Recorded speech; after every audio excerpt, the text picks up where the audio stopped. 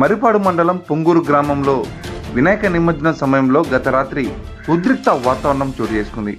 దళితులు చేపట్టిన వినాయకుడి ఊరేగింపు గ్రామంలోకి రాకూడదని కొందరు ఆంక్షలు పెట్టినట్లు దళితులు ఆరోపిస్తున్నారు.